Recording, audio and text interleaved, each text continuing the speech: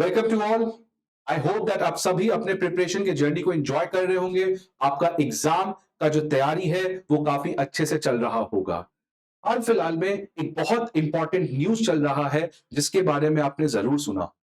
वहां पे बेसिकली बात क्या हो रहा है कि किस तरीके से डॉलर की जो हेजेमनी है, जितने भी इंटरनेशनल ट्रांजैक्शंस जो होते हैं, जो अभी डॉलर्स में किए जाते हैं, क्या डॉलर्स को रिप्लेस करना पॉसिबल है? क्या डॉलर्स की हेजेमनी को खत्म करना चाहिए? और डॉलर्स की हेजेमनी को खत्म करके कौन से करेंसी में आपको इंटरनेशनल ट्रांजैक्शन को कंडक्ट करना चाहिए?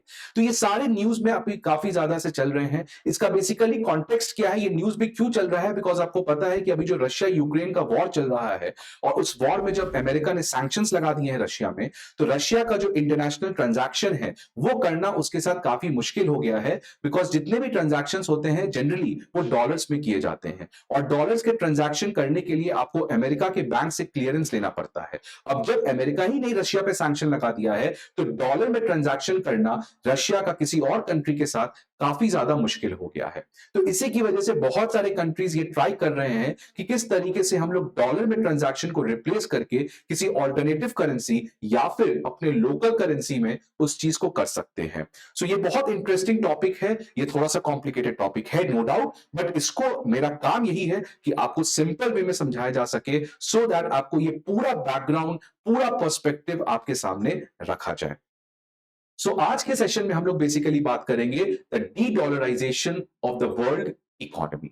D dollarization of the world economy को समझने के पहले आपको यह पता रहना चाहिए कि करेंसी में ट्रांजैक्शन शुरू से नहीं होते रहता था। करेंसी का जो कॉन्सेप्ट है, आज जो 10 रुपए का नोट देख लेते हो आप, उससे कुछ ट्रांजैक्शन कर लेते हो, ये बहुत पहले से नहीं था। पहले जितने भी ट्रांजैक्शंस होते थे वो बेसिकली गोल्ड के फॉर्म में किए जाते थे। फॉर एग्जांपल, मान लो आपको ये पेन खरीदना है, तो आप इस पेन को खरीदने गए और आपने उस पेन को खरीद के क्या उसको पे किया? आपने उसको गोल्ड में पे कर दिया। तो इस तरीके से गोल्ड में पहले ट्रांजैक्शंस हुआ करता था। कोई भी लेन देन जो किया जाता था उसमें पेमेंट किस फॉर्म में किया जाता था? गोल्ड के फॉर्म में। गोल्ड क्यों? Because gold is a valuable asset, gold is a limited asset, gold does not crore, gold is not malleable. तो गोल्ड की जो ड्यूरेबिलिटी है वो बहुत ज्यादा है, और गोल्ड की जो अवेलेबिलिटी है वो काफी कम है। इसलिए गोल्ड सबसे स्टेबल एसेट माना गया है, सबसे आपका सेफ एसेट माना गया है। इसलिए हमेशा से गोल्ड में आपको ट्रांजैक्शंस को कंडक्ट किया जाता था। फाइनली फिर हमारे पास 19th सेंचुरी में आपके पास गोल्ड स्टैंडर्ड एक मैकेनिज्म एस्टैब्लिश हुआ। गोल्ड स्टैंडर्ड करके एक आपका ट्रांजैक्शन, आपका एक मैकेनिज्म एस्टैब्लिश हुआ। तो यहां पे देखो, gold was minted into coins and used for trading. तो जितना 18th सेंचुरी, उसके पहले 17th सेंचुरी आपने पढ़ा होगा अपने एंशिएंट मिडिवल पीरियड में, जो आपको जो ट्रांजैक्शंस होते थे उसको गोल्ड कॉइंस में किया जाता था। But finally bye 19th century हमारे पास क्या एस्टैब्लिश हो जाता है? Gold standard. Later gold became a standard until the 19th century. So 19वीं सदी तक गोल्ड स्टैंडर्ड करके एक हमारा पॉलिसी एस्टैब्लिश किया जाता है। ये क्या है, अभी हम लोग इसको समझते हैं। By 1870s gold became an international standard for valuing the currency. इसको हम लोग समझते हैं एक एग्जांपल के फॉर्म में। सपोज मान लेते हैं यूनाइटेड स्टेट्स है, ठीक है। अब यूनाइटेड स्टेट्स के पास मान लीजिए आपके पास 500 केजी गोल्ड है, ठीक है। और यूनाइटेड स्टेट्स ने एक गोल्ड का दाम फिक्स कर दिया है, $1 में आपको 1 केजी सोना मिलेगा, ठीक है। यूनाइटेड स्टेट्स ने क्या किया कि गोल्ड का दाम फिक्स कर दिया कि यूनाइटेड स्टेट्स में आपको गोल्ड कितने में मिलेगा? 1 केजी सोना आपको $1 में मिलेगा, ठीक है। क्लियर? मान लेते हैं $2, $1 थोड़ा सस्ता हो गया, ठीक है। So let us imagine that 1 KG gold price is how much? $2, right. Now if suppose American citizen has $20। एक अमेरिकन सिटीजन के पास कितना है? $20 है। तो अब ये जो डॉलर है उसका क्या इंपॉर्टेंस है, उसका इंपॉर्टेंस समझे। अगर ये पर्सन अपना $20 लेके यूएस के सेंट्रल बैंक के पास गया, जो कि यूएस फेड है, अगर वो यूएस के सेंट्रल बैंक के पास गया और कहा कि सर ये $20 रख लो, तो यूएस फेड इसको क्या देगी? गोल्ड। यूएस फेड क्या देगी इसको? गोल्ड। तो जैसे ही ये $20 अपना जमा करेगा यूएस फेड को, यूएस जो सेंट्रल बैंक है वो इसको क्या देगी? गोल्ड। कितना गोल्ड देगी? $2 इज इक्वल टू 1 kg। तो इसने जमा कितना किया है? $20। So how much gold this person will be getting? 10 kg। 10 kg। इसी को कहते हैं गोल्ड स्टैंडर्ड। कि ये जो डॉलर है ये क्यों वैल्यूएबल है? Because the dollar can be redeemed for the gold. Dollar को रख के आप गोल्ड ले सकते हैं। ये आज का करेंसी नहीं है, आज अलग मैकेनिज्म चल रहा है, ये हम उस समय की बात कर रहे हैं, तो ध्यान से समझना। पहले डॉलर को वैल्यू क्यों जाता? एक नोट अगर आप देखोगे, 10 रुपए का नोट मान लो, तो वो तो एक पेपर है, उसकी क्या वैल्यू होगी? बहुत सारे पेपर हैं, तो वो 10 रुपए की वैल्यू क्यों होती है? आज के जमाने में 10 रुपए की वैल्यू इसलिए होती है बिकॉज उसको आरबीआई ने इशू किया है और आरबीआई उसको गारंटी करता है। That's a different concept. पहले ये सब चीज नहीं था। पहले गोल्ड स्टैंडर्ड जब सिस्टम फॉलो करते थे बाकी कंट्रीज, तो गोल्ड स्टैंडर्ड में बेसिकली यही था कि आपका जो डॉलर है वो किस चीज से बैक्ड है? गोल्ड से। ऐसा केवल यूएस में नहीं था, बाकी हर एक कंट्रीज में था कि आप डॉलर लाके रखो तो आपको गोल्ड मिल जाएगा। सो इसी को हम लोग कहते हैं गोल्ड स्टैंडर्ड। इसी को हम लोग कहते हैं आपका गोल्ड स्टैंडर्ड। ठीक है, दैट इज $20 दो, यूएस फेड के पास जाओ, उसके बदला आप गोल्ड ले लो। ठीक है। So by 1870s, gold became an international standard for valuing the currency. Later by 1979, US also adopted the gold standard. और ये कब तक चला? ये सिस्टम गोल्ड स्टैंडर्ड कब तक चला? Until the Bretton Woods Agreement. Bretton Woods agreement हम लोग आगे बात करेंगे। तो ब्रेटन वुड्स एग्रीमेंट के पहले एवरी कंट्री अपने करेंसी का वैल्यू गोल्ड के बेसिस पे डिसाइड कर रही थी। तो यहां पे $1 क्या हो जाएगा? 0.5 kg। ठीक है। सो एवरी कंट्री जो भी गोल्ड स्टैंडर्ड को फॉलो कर रही थी, वो सारे कंट्री अपने करेंसी का वैल्यू गोल्ड के बेसिस पे रख रही थी। ठीक है। So this is all about the gold standard. Now what it means, वही चीज हमने समझा कि gold standard ties a currency value directly with the, जो करेंसी का वैल्यू है उसको डायरेक्टली किससे लिंक कर दिया जा रहा है? गोल्ड से। For example, $2 is equal to 1 kg of gold. ठीक है, 1 kg ऑफ गोल्ड। तो हर एक कंट्री इस तरीके से अपने गोल्ड और अपने लोकल करेंसी को इस तरीके से लिंक कर दी।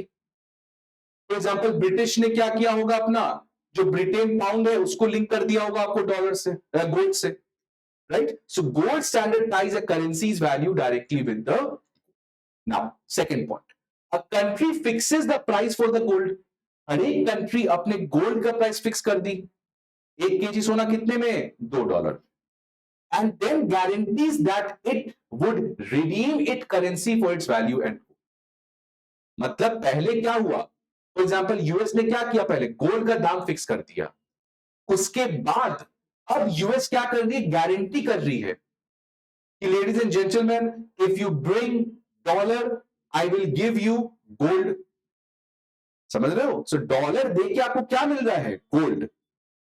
अगर डॉलर मिलके, डॉलर देने के बाद आपको गोल्ड नहीं मिलता, तो डॉलर की वैल्यू ही क्या होती? वो एक पेपर रहता। तो डॉलर को वैल्यू देने के लिए क्या किया गया? वो कहा गया कि आप डॉलर लेके आए, और यूएस गवर्नमेंट गारंटी दे रही है कि जैसे ही आप यूएस डॉलर लेके आओगे, आई वुड पे यू बैक द गोल्ड। कितना गोल्ड? उसके लिए ऑलरेडी ये चीज पहले से डिसाइडेड है। आप मान लो $50 है आपके पास, आप चले गए यूएस सेंट्रल बैंक के पास, आपको कितना मिलेगा? 25 kg सोना। So that's why dollar is a precious asset, because by paying dollar you can get the gold. So वही पॉइंट लिखा है कि a country fixes the price for the gold and then guarantees that it would redeem its currency for its value and gold. Redeem का मतलब कि if you give me the currency, I will give you back gold.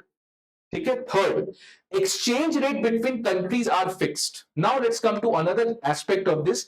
Exchange rate fix है, इसको थोड़ा सा हम लोग ध्यान से समझते हैं। For example, let me take the example of US and India. मान लेते हैं कि यूएस इंडिया दोनों गोल्ड स्टैंडर्ड को फॉलो कर रही है। तो गोल्ड स्टैंडर्ड में फॉलो करने के लिए पहले स्टेप क्या है? पहला स्टेप ये है कि हर एक कंट्री को अपना गोल्ड का वैल्यू क्या होगा डिसाइड करना है in terms of local currency. तो सपोज यूएस ने बात किया कि 1 केजी सोना यूएस में कितने में मिलता है? $2 में। ठीक है, let's come to India. Suppose कि इंडिया भी गोल्ड स्टैंडर्ड फॉलो कर रहा था, तो अगेन इंडिया को भी यही करना पड़ेगा, 1 केजी गोल्ड का दाम सेट करना पड़ेगा। ये केजी जरूरी नहीं है, ये मैं 1 केजी थोड़ा ज्यादा बड़ा अमाउंट ले रहा हूं, anything it can be, any unit it can be. जैसे यूएस में हम लोग आउंस में लेते हैं, so ounce is a smaller unit. ठीक है, so I am just giving an example, hypothetical example. तो अब सपोज इंडिया ने 1 केजी का दाम कितना सेट किया? For example let us take as 10 rupees. कि इंडिया ने कहा कि 1 केजी सोना का दाम कितने में मिलेगा? ₹10 में। तो अब अगर मान लो कोई इंडियन है, उसके पास ₹100 है और इंडिया फॉलो कर रहा है गोल्ड स्टैंडर्ड, तो आप इस ₹100 को कहां लेके जाओगे? आरबीआई के पास, और बोलोगे सर ₹100 रख लो। अब आरबीआई क्या उसको रिटर्न बैक करेगी? गोल्ड। कितना gold? 10 KG gold. So rupee also got that value. Rupee became a precious asset because by giving rupee you are getting gold. By giving dollar you are getting gold. So gold standard के समय यही चीज हुआ करता था।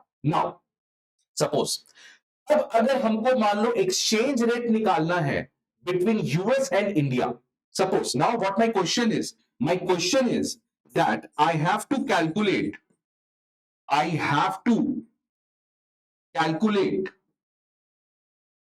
I have to calculate the exchange rate. I have to calculate the exchange rate between US and India. होता है जब न्यूज पढ़ते हो $1 80 हो गया, $1 100 हो गया, वो एक्सचेंज रेट होता है, एक्सचेंज रेट। सो अगर मुझे रुपी और डॉलर का एक्सचेंज रेट निकालना है, सो पहले क्या किया जाता था? गोल्ड स्टैंडर्ड जब मैकेनिज्म फॉलो करते थे ग्लोबल लेवल पे, उस समय इसको कैसे एग्जीक्यूट किया जाता था? उस समय क्या किया जाता था कि गोल्ड के दाम को कंपेयर किया जाता था। फॉर एग्जाम्पल 1 केजी कितना है? $2, और यहां पे 1 केजी कितना है? $10। So $2 is equal to 10 rupees. That means $1 is equal to 5 rupees. ठीक है, $2 बराबर ₹10 है, तो $1 बराबर कितना हो गया? ₹5। So this is the exchange rate. This is the exchange rate. ठीक है, अब देखो क्या होगा। लेट मी गिव एग्जांपल, ये क्लियर है? This is the how the gold standard works. First of all you have to decide how much your gold is. कितना में आप गोल्ड को रखे हो, अपना प्राइस क्या है, ये हर एक कंट्री अपना फिक्स करती है। इंडिया अपना फिक्स करेगी, यूएस अपना फिक्स करेगा। And gold standard का मतलब, if you give the local currency to the central bank, they will be giving you the gold. Now, second thing what I'm going to do is I'm trying to calculate the exchange rate between US and India. So for that, I have to equate the prices of gold. मतलब अगर 1 KG $2 तो $2, और यहां पे 1 KG से ₹10 में मिल रहा है तो ₹5। अब ये क्यों किया हमने? क्यों हमने $2 को ₹10 के बराबर करके एक्सचेंज रेट निकाला है? Now understand, suppose if this is a person, ठीक है, this person has suppose 500 rupees. This person has 500 rupees. Okay. Now, if this person will go to the RBI, अगर ये person RBI के पास जाता है, if this person goes to RBI, how much gold will he get? He will get 50 kg because 1 kg 10 rupees. So 500 रुपए दोगे तो आपको मिलेगा कितना? 50 kg. But this person now thinks that I will not go to the US, I will not go to the India's RBI, rather I will go to the US Central Bank. I will go to the US Central Bank. So US जाना चाहता है वो, तो US जाने के लिए पहले वो क्या करेगा? 500 रुपए को डॉलर में कन्वर्ट करेगा, है ना? वो 500 रुपए को कितने में कन्वर्ट करेगा? 500 रुपए को डॉलर में कन्वर्ट करेगा। तो ये जब 500 रुपए लेके जाएगा तो कितना करेंसी रेट चल रहा है? $1 is equal to 5 rupees. That means how much dollar will he get? He will get $100. He will get how much? $100. तो वो जब दे देगा तो उसको कितना मिलेगा? $100। अब अगर ये $100 को लेके जाता है यूएस के सेंट्रल बैंक के पास, एक बार उसने एक्सचेंज करवा लिया और वो $100 लेके गया यूएस के सेंट्रल बैंक के पास, तो उसको कितना गोल्ड मिलेगा? 1 kg कितना? $2। उसके पास है कितना? $100। तो how much will he get? 50 kg। यहां भी इसको 50 kg मिला, यहां भी इसको 50 kg मिला। This is how the gold standard works. That irrespective of any country you go, if both the countries are following the gold standard, then you can exchange that currency and you will be getting the same amount of gold whether you are going in country A or whether you are going into country B. ठीक है, आज ऐसा नहीं होता है, आज completely mechanism अलग है, हम लोग देखेंगे। ये सब पहले की बात है, गोल्ड स्टैंडर्ड आपका कैसे काम करता था। ठीक है, तो इस तरीके से गोल्ड स्टैंडर्ड के समय हर चीज गोल्ड से रिलेटेड था। आज कॉन्सेप्ट है फिएट मनी का, जो आपने इंडियन इकोनॉमी में पढ़ा होगा, फिएट करेंसी।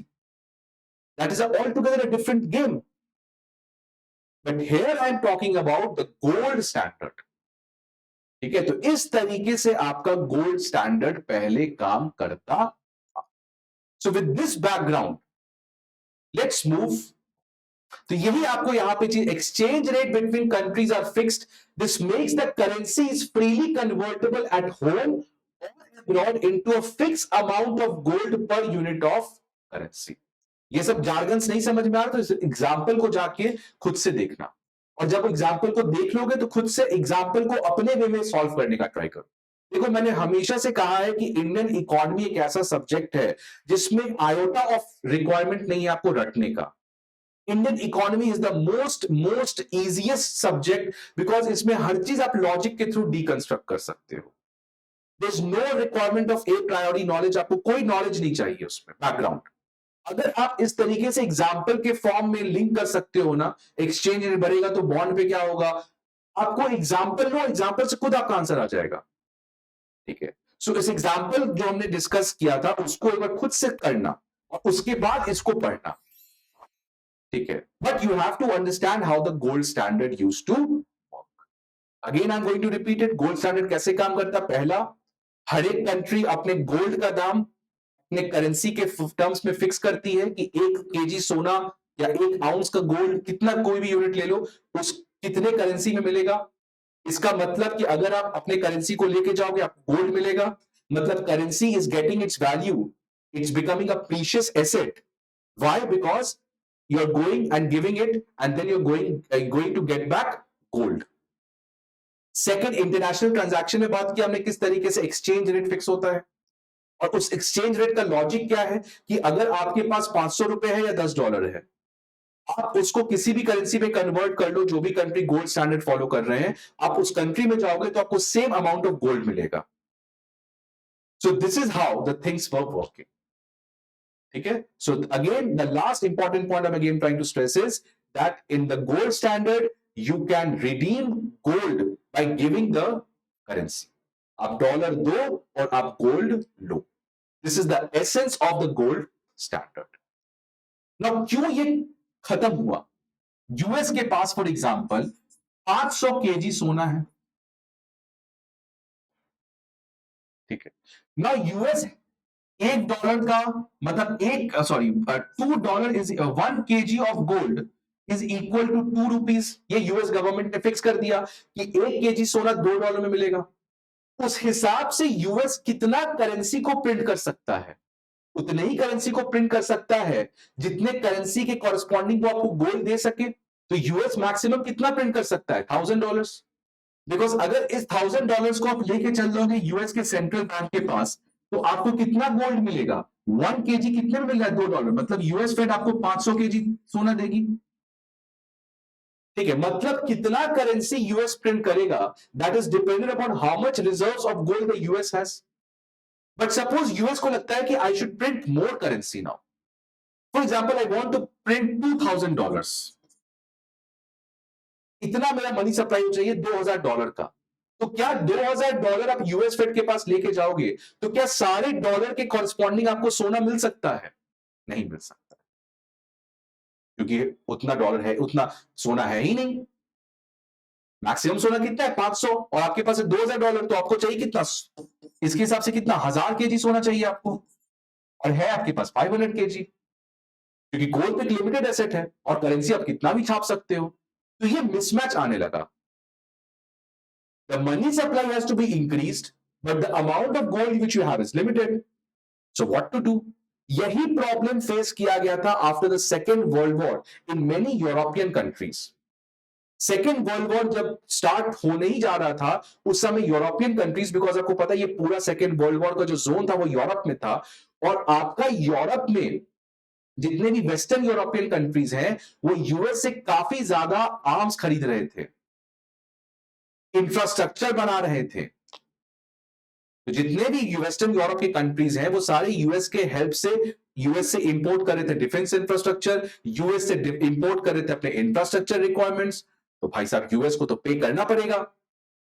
तो यूएस को पे किसमें करोगे आप? गोल्ड में। यूएस को पेमेंट किसमें स्टार्ट हो गया आपका? गोल्ड में। ठीक है, all the countries, for example Europe में मान लेते हैं फ्रांस, तो फ्रांस स्टार्टेड टू पे US to get the defense infrastructure, to get other technologies. So France was paying to US in what? The most stable asset, that is gold. इसकी वजह से क्या हुआ? फ्रांस के पास तो गोल्ड बचा ही नहीं, क्योंकि सारा गोल्ड लगभग तो उसने यूएस को दे दिया है। अब अगर फ्रांस के पास गोल्ड ही नहीं बचा है, तो फ्रांस अगर गोल्ड स्टैंडर्ड को फॉलो कर रहा है, तो कैसे फ्रांस अपने सिटीजन्स को गोल्ड देगा इन रिटर्न ऑफ यूरो? ठीक है, समझ में आ रही बात? कि मान लो पहले फ्रांस के पास 1000 केजी सोना था, अब उसने लगभग मान लो 800 केजी तो यूएस को दे दिया, तो बचा कितना? 200 केजी। और फ्रांस के सिटीजन्स के पास ढेर सारा करेंसी है, लेकिन अब आप करेंसी लेके जाओगे फ्रांस फ्रेंच सेंट्रल बैंक के पास, तो French central bank will say that boss I do not have gold because maximum gold have given to US. तो यही प्रॉब्लम आने लगा सेकेंड वर्ल्ड वॉर के टाइम पे, कि मोस्ट ऑफ द कंट्रीज अपना सारा गोल्ड रिजर्व्स को खत्म कर दी थी। US became the world owner in terms of the gold, बहुत ज्यादा गोल्ड आ गया था यूएस के पास और बाकी कंट्रीज के पास गोल्ड नहीं था। And hence in this context it was decided that we have to end the gold standard which is practised in this sense. इस सेंस में जो गोल्ड स्टैंडर्ड को प्रैक्टिस किया जा रहा है, इसको हमें खत्म करना चाहिए और हमें कोई नया सिस्टम से रिप्लेस करना चाहिए इसको। ठीक है, so before US entered the Second World War, the United States served as the Allies' main supplier of weapons and other goods. All countries, most countries paid in gold. सारे country US को gold में payment कर रही थी, making US the owner of the majority of the world's gold by the end of the second world war. So by the Second World War, US was holding about 3/4 of the world's gold reserve. 75% of the world's gold reserve US के पास था after the end of Second World War. ठीक है, This made a return to the gold standard impossible. तो जब second world war खत्म हो गया, अब फ्रांस तो वापस जा नहीं सकता गोल्ड स्टैंडर्ड में, बिकॉज उसके पास तो गोल्ड है ही नहीं। तो अब समझ में आ गया कि भैया गोल्ड स्टैंडर्ड को हमें खत्म करना पड़ेगा and we have to move to some other system. Although US तो गोल्ड स्टैंडर्ड कंटिन्यू कर सकता था, बट बाकी कंट्रीज के पास गोल्ड ही नहीं, तो दोगे क्या? So now in this context, the Bretton Woods Agreement will happen, which will lead to the concept of fiat money. What is fiat money? We'll try to understand now. अब देखो origin of the Bretton Woods Agreement. Bretton Woods Agreement का origin क्या हुआ? So देख सकते हैं 44 allied countries के delegates मिलते हैं आपको Bretton Woods में, न्यू हेमिस्फीयर में है ये। और इसके बाद क्या हुआ? The delegation decided that the world's currency, जितने भी world's currency which were earlier linked to gold standard के समय, when every currency was valued in terms of gold, now they would be pegged to US dollar. Now they would be pegged to US dollar. तो पहले क्या था? 1 euro is equal to 2 kg of gold. Now वैसे नहीं होगा। 1 euro is equal to $1 और 1 euro is equal to $0.5. So here the game is changing now. कि पहले जो करेंसीज को लिंक किया जाता था गोल्ड के साथ, अब गोल्ड है नहीं मैक्सिमम कंट्रीज के पास, तो वो गोल्ड तो रिटर्न कर नहीं सकती है। Hence, now the country started to move towards a different monetary policy system in which the countries, the allied countries, जो भी gold standard को follow कर रहे थे, now they decided to peg their currency with US dollar. ठीक है? So US dollar became the official reserve currency of the world by 1944. So अब US official foreign reserve currency आपका बन गया। ठीक है, नाउ विल अंडरस्टैंड कि किस तरीके से ये जो पूरा मैकेनिज्म है आपका, ये आपका काम करता है। What was there in the agreement? इस ब्रेटन वुड्स एग्रीमेंट के क्या क्या कंटेंट थे वो देखते हैं जरा हम लोग। पहला, the gold standard was completely replaced. Gold standard खत्म। It was replaced by fiat money. Very important. Fiat money. A term to describe currency that is used because of the government's order or fiat that the currency must be accepted as a means of payment. आपने Indian economy में पढ़ा होगा कि Indian rupee is a fiat money. Fiat money का मतलब अगर आप 10 रुपए का नोट देखोगे तो गोल्ड स्टैंडर्ड के समय ये 10 रुपए का नोट वैल्यूबल क्यों था? बिकॉज अगर आप इस 10 रुपए का जो नोट है आप चले जाओगे इंडिया के सेंट्रल बैंक के पास तो उसका इक्विवेलेंट आपको सोना मिल जाएगा। बट अब तो गोल्ड स्टैंडर्ड खत्म, मतलब अब आपको इस 10 रुपए से गोल्ड तो मिलेगा नहीं, तो क्या मिलेगा? इसके यही इसी को कहते हैं fiat money. Now government has said कि इस 10 रुपए से आप ये इसकी वैल्यू कहां से आ रही है? इसकी वैल्यू आ रही है bye governments order. This 10 rupees has to be used or can be used to settle any transaction which is happening at the national level. Fiat currency का वही होता है कि आप उस करेंसी को डोमेस्टिक ट्रांजैक्शंस को सेटल करने के लिए आप उसको यूज कर सकते हो, कोई आपको रोक नहीं सकता है। तो उसको आर्टिफिशियली वैल्यूबल बनाया गया।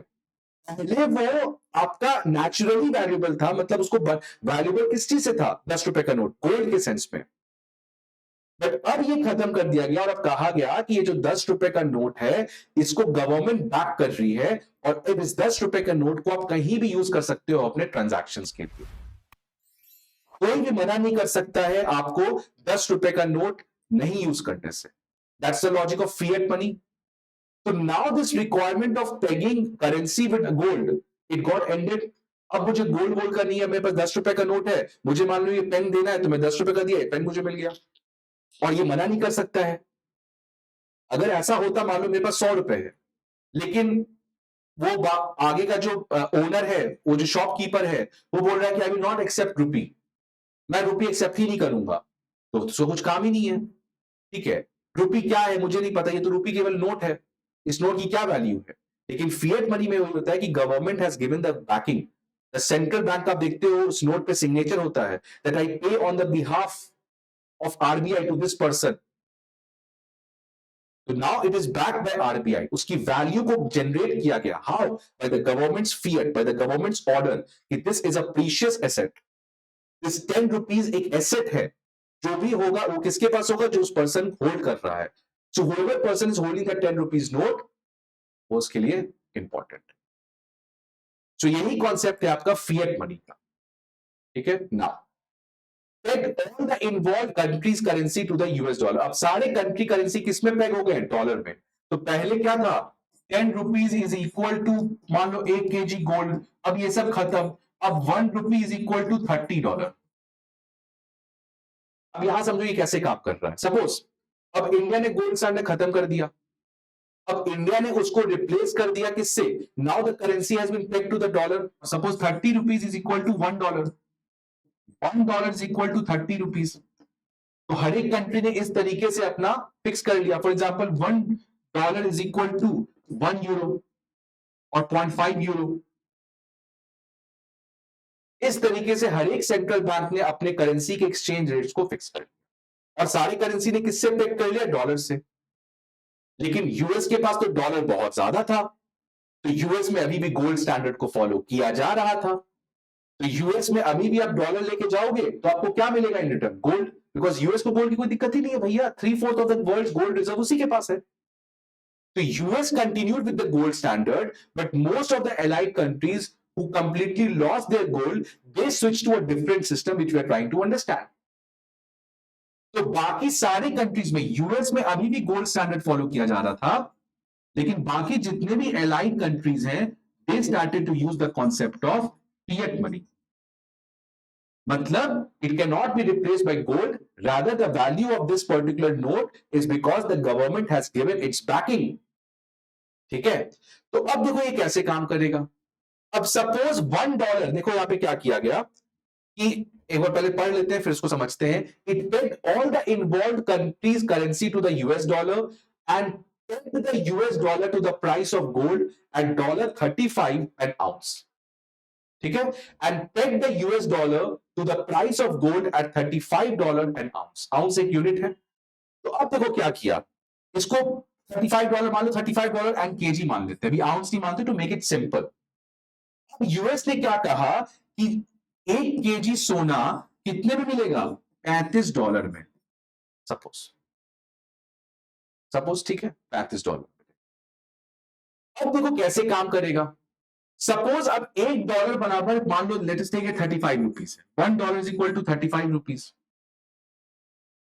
ठीक है, अब ये सब चीजें फिक्स हो चुकी है. यूएस में 1 केजी सोना $35 का मिल रहा है और यूएस इंडिया का एक्सचेंज रेट है $1 is equal to 35 rupees. So now see how this will work. अब समझिए आप यहां पे. अब देखो कैसे काम कर रहा है. अब सपोज अगर आप 35 रुपीज को डॉलर में कन्वर्ट कर दो तो कितना है आपके पास, $1. अब उस $1 को आप, है ना, मान लो मेरे पास 35 रुपए, मैं खुश हो रहा हूं मेरे पास 35 रुपए है, गवर्नमेंट ने इसका बैकिंग दिया है. बट इस 35 रुपए की वैल्यू क्या है, वैल्यू देखो क्या है. मैं 35 रुपए है, मैं गया आरबीआई के पास, बोला मुझे डॉलर दे दो, मुझे डॉलर कितना मिल गया, $1.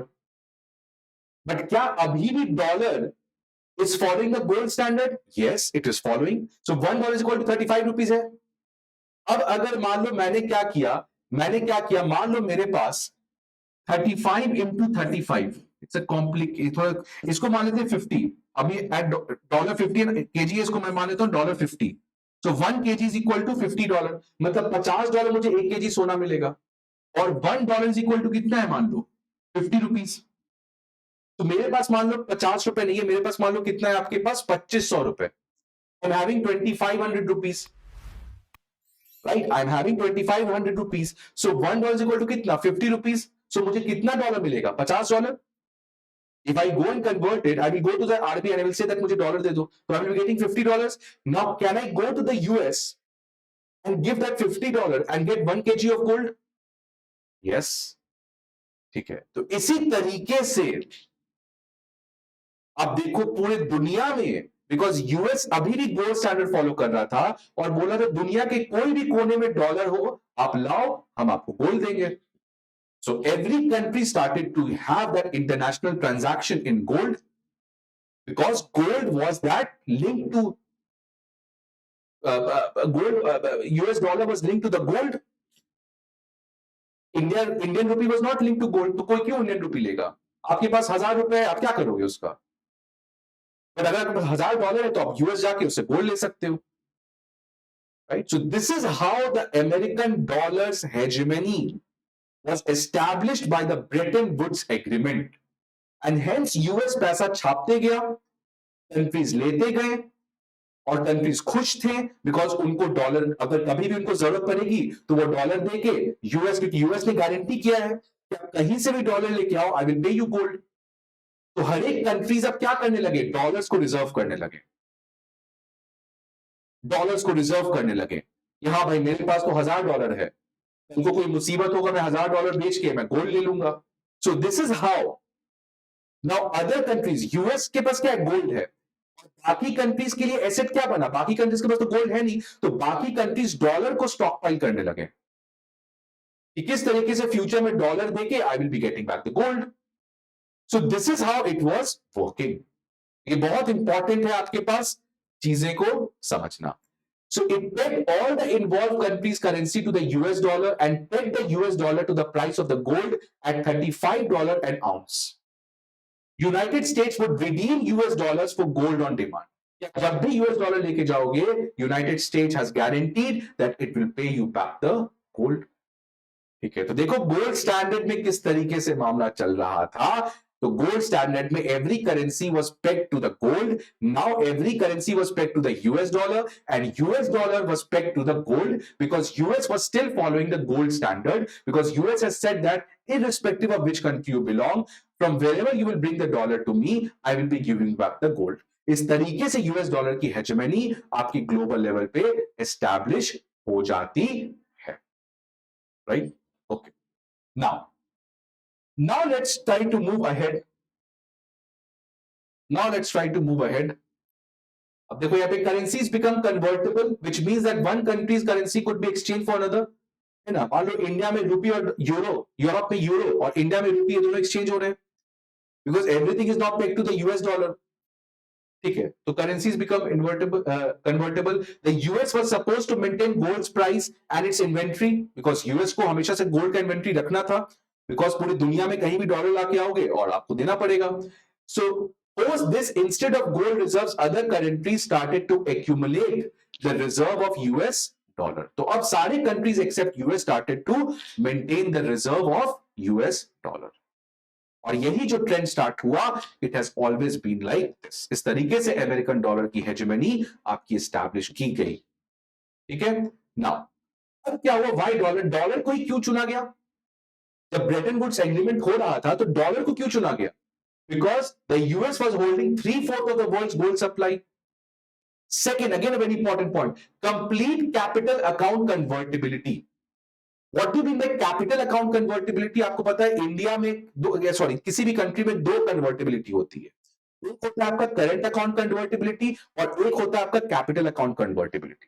करंट, ये आपको balance of payment Indian economy में आप पढ़ोगे तो करंट अकाउंट कन्वर्टिबिलिटी का मतलब क्या होता है? फॉर एग्जांपल, अगर मान लो मुझे कोई भी गुड्स एंड सर्विसेज में इंपोर्ट एक्सपोर्ट करना है, तो अगर मान लो मुझे कोई चीज को बाहर से खरीदना है, फॉर एग्जांपल दिस पेन, ये पेन यूएस में बना था, अब मुझे इसको यूएस से इंडिया में खरीद लाना है, इंपोर्ट करवाना है।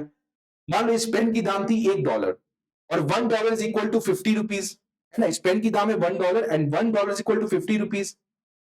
अगर मुझे इस पेन को खरीदना है यूएस से तो मैं क्या करूंगा? मैं आरबीआई के पास जाऊंगा, मैं ₹50 रखूंगा, मैं $1 लूंगा, $1 पे करके इसको मंगा लूंगा। इसको कहते हैं current account convertibility. That is if you want to convert your local currency into any other foreign currency for the transaction in goods and services, then such kind of convertibility is known as current account convertibility। And after 1991, India has allowed complete current account convertibility।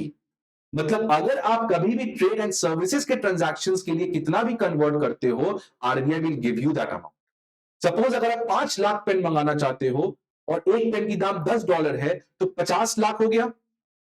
50 lakh dollar चाहिए आपको, just giving example, any amount you go and give the money, the RBI will give you back the dollar. So current account convertibility के ऊपर restrictions नहीं है। Now comes to the capital account convertibility. Suppose I want to invest, I want to buy a plot in America. America में मुझे एक जमीन खरीदना है।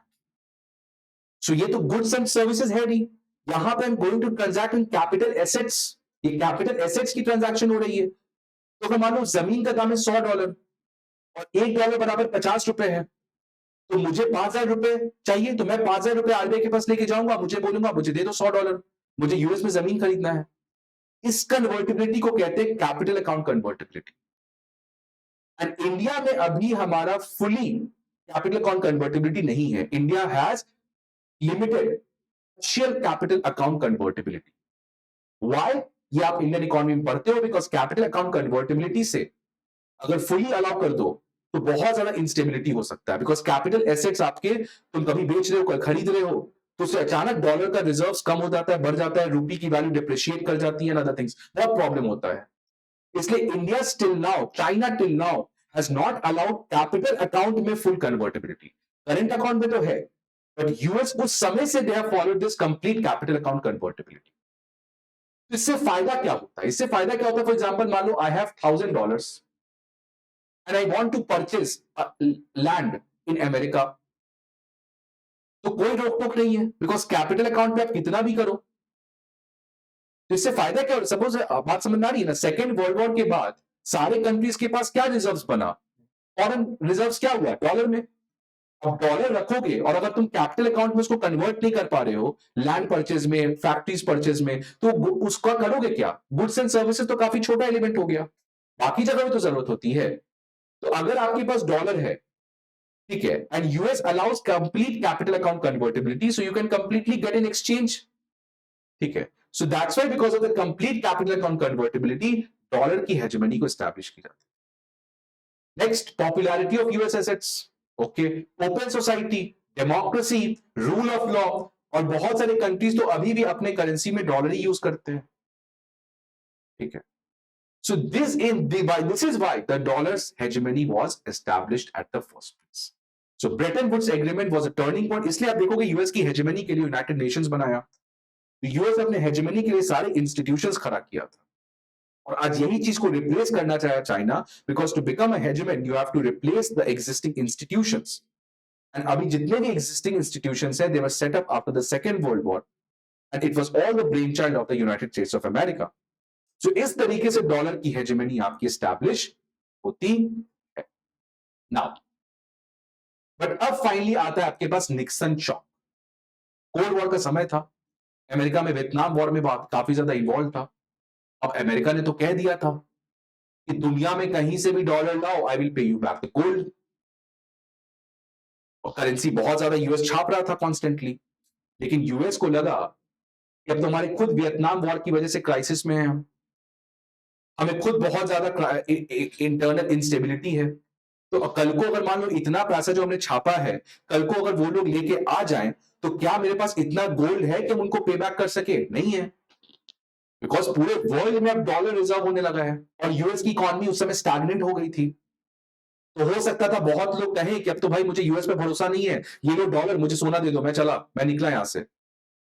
यही आपको प्रॉब्लम होता है यूएस डॉलर और गोल्ड के बीच में। जब यूएस की इकोनॉमी स्ट्रांग होती है तो लोग गोल्ड में इन्वेस्ट नहीं करते हैं, यूएस के एसेट्स में इन्वेस्ट करते हैं, यूएस ट्रेजरी बिल्स में इन्वेस्ट करते हैं। अभी देख रहे हो आप कि आप न्यूज में पढ़ोगे गोल्ड की डिमांड बढ़ गई है। तो गोल्ड की डिमांड क्यों बढ़ जाती है? When the people loses hope in the US economy, because US economy सबसे स्टेबल इकोनॉमी, सबसे ट्रस्टवर्दी इकोनॉमी। अब लोगों को अगर यूएस इकोनॉमी पे शक होता है तो लोग यूएस से पैसा निकाल के they go on to invest in gold, तो गोल्ड की डिमांड बढ़ जाती है। तो निक्सन के समय यही हुआ था, उस समय के प्रेसिडेंट के समय, कि यूएस इकोनॉमी काफी स्टोर डाउन पे आ चुकी थी, बिकॉज यूएस को वियतनाम वॉर में काफी ज्यादा सफर करना पड़ा था, कोल्ड वॉर का समय था, लोग अब यूएस इकोनॉमी पर भरोसा कम कर रहे थे। पीपल वर ट्राइंग टू, जितने भी उनके पास डॉलर थे वो सब पहुंच गए थे यूएस के पास कि भाई लोग अपना डॉलर मुझे सोना दो, आपने प्रॉमिस किया था। तो नाउ द निक्सन सेड कि now this will not be happen. International currency circulation costs too many US dollars to be held in foreign countries.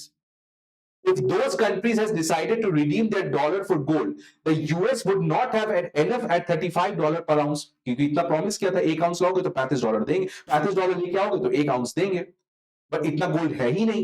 So that's why in 1971 President Richard Nixon announced that dollars could not be longer redeemed for gold. So अब gold standard जो केवल US में था वो भी खत्म। अब gold standard का पूरा इतिहास खत्म, पूरी दुनिया से गोल्ड स्टैंडर्ड को एंड कर दिया गया, ठीक है। This led to the floating exchange rates that exist still today. इसी के बाद आपका फ्लोटिंग एक्सचेंज रेट का कॉन्सेप्ट स्टार्ट हुआ। फ्लोटिंग एक्सचेंज रेट का मतलब बेसिकली अब डॉलर और रुपी या कोई भी करेंसी का कैसे सेटअप होता है, how the currencies value is decided by the law of demand and supply. अगर डॉलर का डिमांड बढ़ गया तो रुपी विल डिप्रिशिएट, तो फ्लोटिंग एक्सचेंज रेट है, ठीक है, फ्लोटिंग एक्सचेंज रेट है। Floating exchange rate can be for the two types, Indian economy में पढ़ते हैं free float and manage float.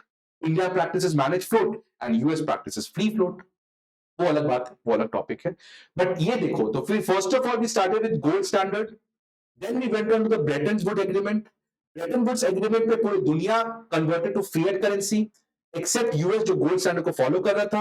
After the Nixon shock, now the gold standard completely ended from the world, and now what we started to follow, floating exchange rate system. So floating exchange rate आप economy में पढ़ लेना अगर आपको यहां पे नहीं बात किया। लेकिन डिस्पाइट दिस, यूएस ने तो कह दिया कि आई will not be paying you the gold, but despite this, because US इतनी एक स्ट्रॉन्ग इकोनॉमी है कि अभी भी जो डॉलर पे भरोसा है वो अभी भी अटूट है। बिकॉज अगर मान लो मेरे पास डॉलर है, मेरे पास मान लो दो ऑप्शन है। मेरे पास कोई कहे कि यार तुम $100 ले लो, नहीं तो तुम छोड़ो $100, तुम 100 चाइनीज करेंसी युआन ले लो, तुम क्या प्रेफर करोगे? Dollar. Because you know that this currency is valuable. Because ये करेंसी की वैल्यू कहां से आती है? On the base of economy. आज श्रीलंका में देख लो इकोनॉमी कोलैप्स कर चुकी है, तो श्रीलंकन रुपी कौन चाहेगा? जो करेंसी की वैल्यू आज तो गोल्ड से पेग्ड है नहीं, तो आज कोई करेंसी की वैल्यू किस चीज पर डिपेंड करती है? डिमांड एंड सप्लाई पे। और वो किस चीज पर निर्भर करता है? उसकी इकोनॉमी का फोरकास्ट कैसा है। और आज बिकॉज यूएस की economy still vibrant, robust, strongly growing, इसलिए अभी भी यूएस पे आपका लोगों का भरोसा काफी अच्छा है। डिस्पाइट निक्सन चॉक के बाद, when US has tell that I will not be giving you gold when you will bring dollar to me, but still people continues to hold gold. इसलिए देखो अभी लगभग 60% पूरी दुनिया में, अगर सारे कंट्रीज, क्योंकि हर एक कंट्री अपना एक फॉरेन रिजर्व रखता है, इंडिया का भी फॉरेक्स है, तो इन पूरी दुनिया का जितना भी रिजर्व्स है उसमें 60% रिजर्व्स जो सेंट्रल बैंक्स मेंटेन करती है वो अभी भी हमारा डॉलर में है। वो अभी भी हमारा डॉलर में है, या तो वो करेंसी है या तो यूएस ट्रेजरी में इन्वेस्टमेंट्स है। तो सोचो, ₹100 अगर टोटल रिजर्व, उसमें ₹60 जो है वो यूएस डॉलर में ही। बाकी फिर हमारे पास यूरो में 20 है, जापानीज येन में 5.2 है, यूके पाउंड में 4.2 है, चाइनीज रेनबी में 1.95%। तो चाइना बहुत पीछे है। ठीक है, so this is how hegemony of US dollar was still there after despite the Nixon shock. इससे बेनिफिट क्या मिलता है यूएस को? यूएस के इन्फ्लुएंस या यूएस को कैसे फायदा मिलता है? ये डॉलर के हेजेमनी की वजह से यूएस को क्या फायदा मिलता है? पहला देखो, यूएस के पास बहुत बड़ा ट्रेड डेफिसिट है। इंडिया के पास भी ट्रेड डेफिसिट, आप पढ़ोगे करंट अकाउंट डेफिसिट बहुत बढ़ गया। 1991 बैलेंस ऑफ पेमेंट क्राइसिस।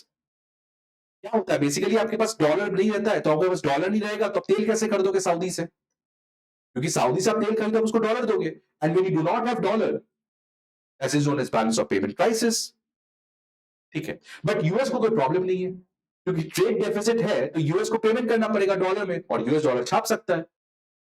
तो इसलिए यूएस का ट्रेड डेफिसिट बहुत बड़ा है, बट कोई प्रॉब्लम नहीं है ना उसके पास, उसी के पास तो डॉलर है, उसके पास कंप्लीट कंट्रोल है, वो कितना डॉलर मार्केट पे छाप के डालना चाहता है। Next, excess dollars that the rest of world accumulates due to US trade deficit has been invested in US assets such as in debt securities issued by the US government. अब मान लो मेरा US के साथ, US और China का मान लो trade deficit है, US और चाइना का मान लो ट्रेड डेफिसिट है, तो उससे क्या होगा? चाइना के पास एक्सेसिव डॉलर एक्यूमुलेट हो जाएगा। मान लो चाइना के पास $100 एक्यूमुलेट हो गया,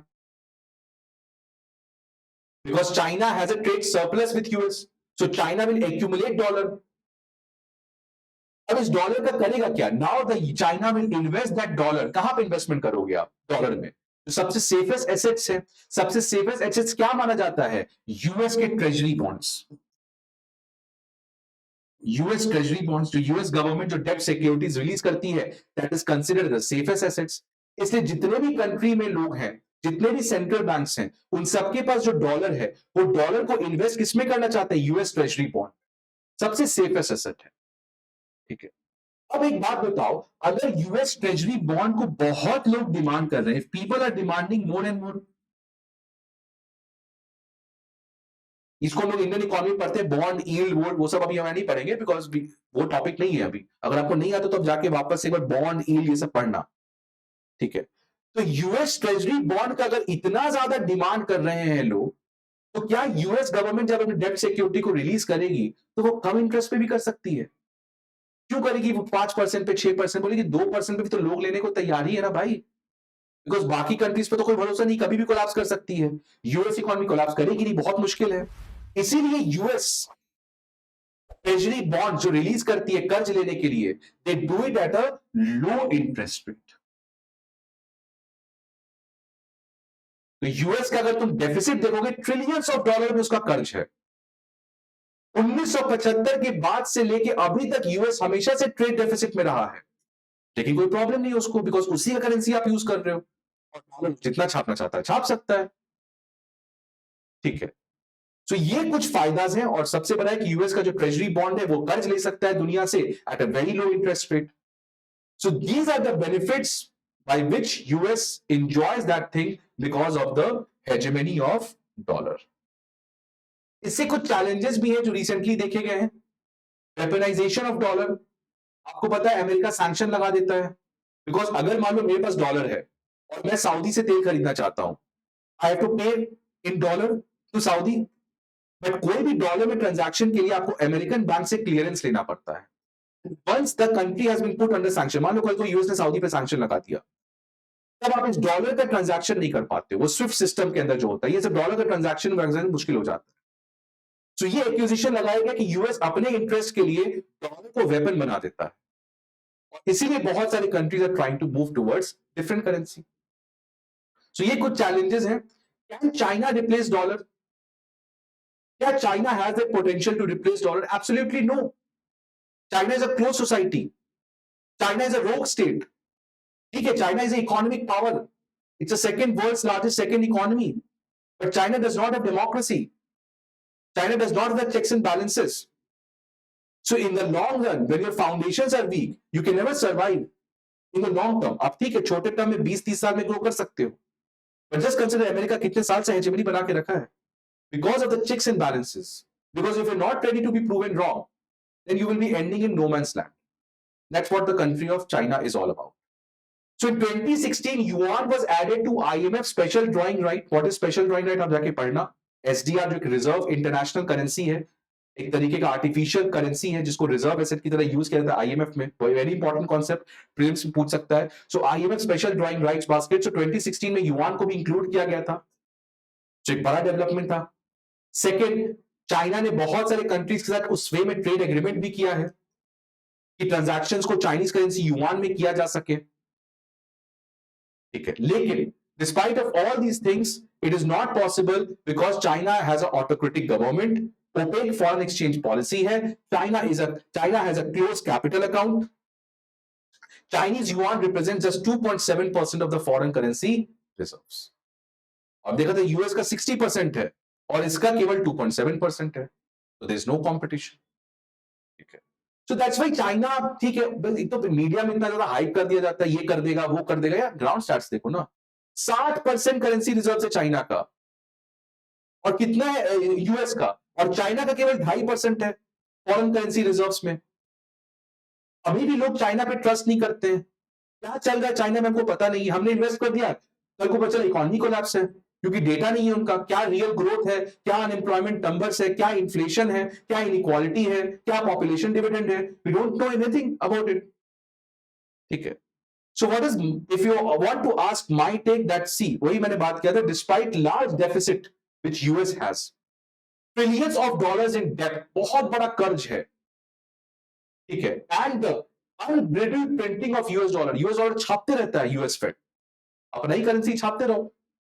US Treasury securities, but still despite of all these things, US के जो debts हैं, US Treasury securities still remain the safest way to store your money.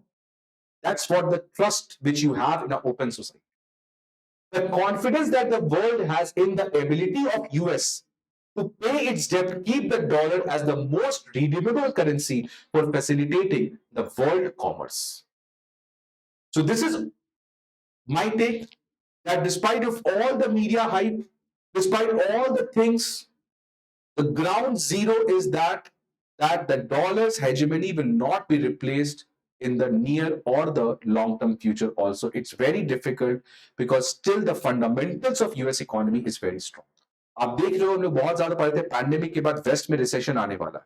Europe में तो बहुत ज्यादा चांस है, पर आप यूएस में देखो रिसेंटली अनएम्प्लॉयमेंट नंबर्स कम हुआ है.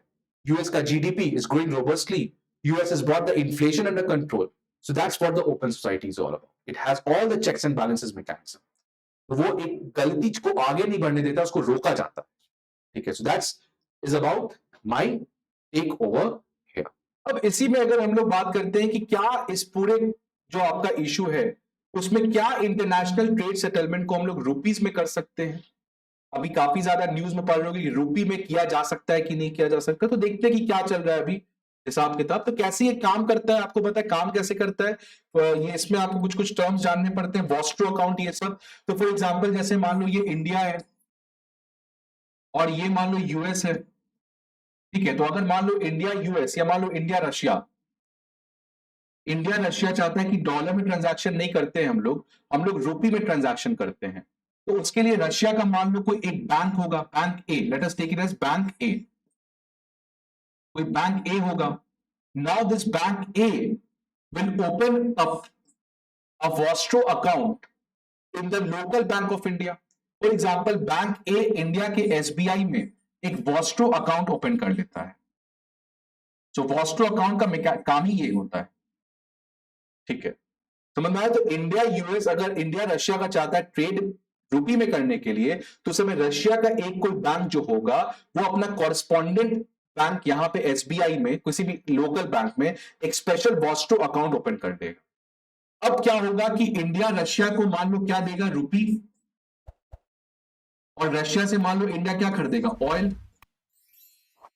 तो ये जो रुपी है जो इंडिया रशिया को देता, ये rupee goes to the SBI vostro account, जो इस बैंक के बिहाफ में एसबीआई वॉस्ट्रो अकाउंट को मेंटेन कर रहा है। तो जितना भी रुपी, सपोज मान लो 10 लीटर तेल खरीदा और 1 लीटर का मान लो 2 रुपए दाम था, तो 20 रुपीज। तो ये 20 रुपीज कहां चल जाएगा, एसबीआई के वॉस्ट्रो अकाउंट में, which is nothing but a bank A का एक जो अकाउंट है आप एसबीआई मेंटेन कर रहे हैं।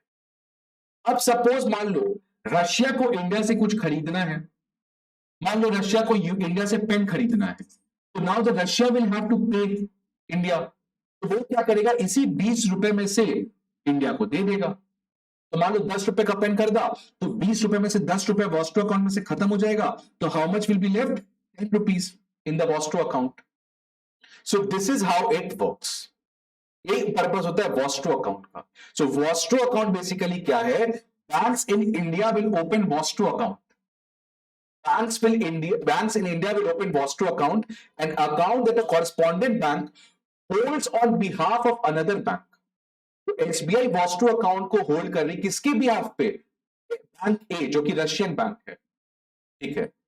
For example HSBC Vostro account is held by SBI in India. तो एचएसबीसी अमेरिकन बैंक है, तो वो आपका इंडिया में वॉस्ट्रो, इस तरह एग्जांपल है, मतलब ठीक है, of correspondent banks of the partner trading company. और इस तरीके से आके आपको चीजें वही लिखी हुई है।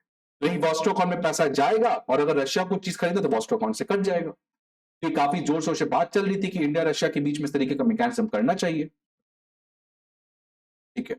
तो अभी देखते स्टेटस क्या है। तो बहुत सारे कंट्रीज की बात चल रही, देखो इंडिया अभी इस तरीके का पेमेंट ऑलरेडी अलाउ करता है केवल 2 कंट्री के साथ, नेपाल भूटान, इनके साथ तो हमारा चलता है। बाकी कंट्रीज के साथ बातचीत चल रही है, इंडिया का यूएई से बातचीत चल रहा है, मलेशिया से बातचीत चल रहा है, रशिया से बातचीत चल रहा है। और साथ ही साथ जो हमारे गवर्नमेंट है उसने राज्यसभा में इन्फॉर्म किया है कि 18 कंट्रीज को ये अलाउ किया गया है कि वो वॉस्ट्रो अकाउंट को इंडिया के किसी बैंक में आपको ओपन कर सकते हैं। So that is what it is all about. So what happened with Russia, Russia के साथ भी हमारी बातचीत चल रही थी, लेकिन आपको पता है 2 दिन पहले ही न्यूज में आया था कि ये इस मैकेनिज्म को बंद कर दिया गया है, बिकॉज इट्स नॉट वर्किंग। ये क्यों वर्क नहीं कर रहा, बिकॉज देखो इंडिया का ट्रेड डेफिसिट रशिया के साथ $40 बिलियन का है।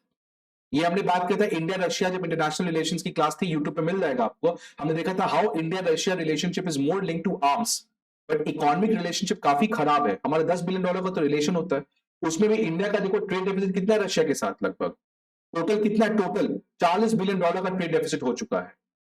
मतलब रशिया के पास एक्सेस, अगर मान लो रशिया इंडिया रुपी में मैकेनिज्म में ट्रेड करना चाहता है, ठीक है, मान लो इंडिया और रशिया मान लो रुपी में ट्रांजैक्शन करना चाहता है, ठीक है, तो ये तभी पॉसिबल हो पाएगा जब इंडिया मान लो अगर 20 रुपए का सामान, मान लो अगर रशिया 20 रुपए का सामान इंडिया को बेच रहा है ना, मान लो अगर तेल आ रहा है, रशिया से तेल आया तो इंडिया ने 20 रुपए दे दिए रशिया को। अब रशिया इंडिया से कुछ खरीद रहा है 20 रुपए का, तो 20 रुपए वापस से इंडिया को दे दिया, तो उस केस में तो आपका ठीक है मामला, कोई जरूरत ही नहीं पड़ी। लेकिन प्रॉब्लम क्या होता है कि अभी रशिया जो इंडिया को बेचता है, फॉर एग्जांपल 20 रुपए का सामान रशिया ने इंडिया को बेचा इन रुपी, लेकिन इंडिया जो रशिया को बेच रहा है वो केवल 5 रुपए का है, तो ये 15 रुपए कहां बच गया रशिया के पास, करेगा क्या रशिया, है ना, 15 रुपए बच गया, बिकॉज ट्रेड यहां पे इम्बैलेंस है। तो रशिया के साथ यही प्रॉब्लम आ रहा था कि रशिया को रुपीज एक्यूमुलेट करना पड़ रहा था, because of this huge trade deficit. तो वो रुपी का करेगा क्या? अगर डॉलर रहता तब तो यूएस बॉन्ड में इन्वेस्ट कर देता, यहां कर देता, वहां कर देता, बहुत ऑप्शन है। बट रूपी में करना मुश्किल है। क्यों मुश्किल है? पहली बात तो देखो, रूपी इज नॉट फुली कन्वर्टेबल। हमने बात करें करंट अकाउंट कन्वर्टेबिलिटी नहीं है अभी, कैपिटल अकाउंट कन्वर्टेबिलिटी नहीं है, तो आप रूपी को किसी तीसरे करेंसी में नहीं कन्वर्ट कर सकते हो फ्रीली। आपको परमिशन लेना पड़ेगा, कितने रुपए को मैं डॉलर में कन्वर्ट कर सकता हूं। तो अगर रशिया के पास मान लो 15 रुपए एक्स्ट्रा बचा, उसमें से मान लो अगर ये 15 रुपए को चाहता है किसी दूसरे कंट्री करेंसी में कन्वर्ट करना, वो भी मुश्किल है, because India does not allow fully convertibility. Second, India का जो ग्लोबल एक्सपोर्ट में शेयर है वो केवल 2% है। तो हम लोग जो एक्सपोर्ट करते हैं टोटल एक्सपोर्ट मार्केट में केवल 2% हमारा इंडिया का एक्सपोर्ट जाता है, तो काफी कम है इंडिया का एक्सपोर्ट। तो अगर इंडिया का एक्सपोर्ट काफी कम होगा तो वो रुपी का करेगा क्या, है ना? वो रुपी का करेगा क्या? क्योंकि पूरे दुनिया में इंडिया का एक्सपोर्ट कम है, दैट मींस उसको जरूरत ही नहीं है रुपी का। सो इसकी वजह से ही आपको इस पर्टिकुलर डील को कैंसिल कर दिया गया। फ्यूचर में लाया जा सकता है, लेकिन उसके लिए करना पड़ेगा, हमारा जो एक्सपोर्ट का शेयर है उसको बढ़ाना पड़ेगा, हमें फुली कैपिटल अकाउंट कन्वर्टिबिलिटी करना पड़ेगा। So by that India can in the future might think towards it. So that's all about this thing. So इसमें बेसिकली क्वेश्चन कहां से बन सकता है आपको, सबसे पहले व्हाट इज वॉस्ट्रो अकाउंट, वहां से प्रीलिम्स में क्वेश्चन आ सकता है। What is special drawing rights, ठीक है, व्हाट इज गोल्ड स्टैंडर्ड, उसके बाद आप बात कर सकते हो ये आपको पूछ सकता है। फिर आपको ये भी पूछ सकता है, मेंस में क्वेश्चन आ सकता है कि internationalisation of Indian rupee, is it a myth और अ रियलिटी। तो इस तरीके से कुछ क्वेश्चन आपके आ सकते हैं मेंस में। सो आपको एक ब्रीफ ओवरव्यू जानना पड़ेगा। So you have to start with this gold standard, then Bretton Woods, then Nixon shock, and then current में किस तरीके से Chinese yuan is trying to do that, and also Indian government is also trying to do that. तो ये काफी बड़ा topic था, थोड़ा कॉम्प्लिकेटेड, ऐसे टाइम लगा, एंड इंडियन इकोनॉमी के साथ यही प्रॉब्लम है। आपके लिए हो सकता है प्रॉब्लम हो, बट आप इवेंचुअली इस चीज को समझो कितना मजा आता है इंडियन इकोनॉमी पढ़ने में और पढ़ाने में, because it's all about logics, it's nothing to remember, it's nothing to learn, it's all about understanding the fundamental. So I hope कि आपको ये सेशन अच्छा लगा होगा। Sorry for making this again lecture a long one, but I can't cut it down because it's important for you to know all the perspectives related to it. So फिर से मिलेंगे किसी और topic में। I hope that you like this video. Subscribe to the channel and share with your friends and family. See you again. Thank you. Don't forget to like, share and subscribe to our channel and press the bell icon to never miss an update.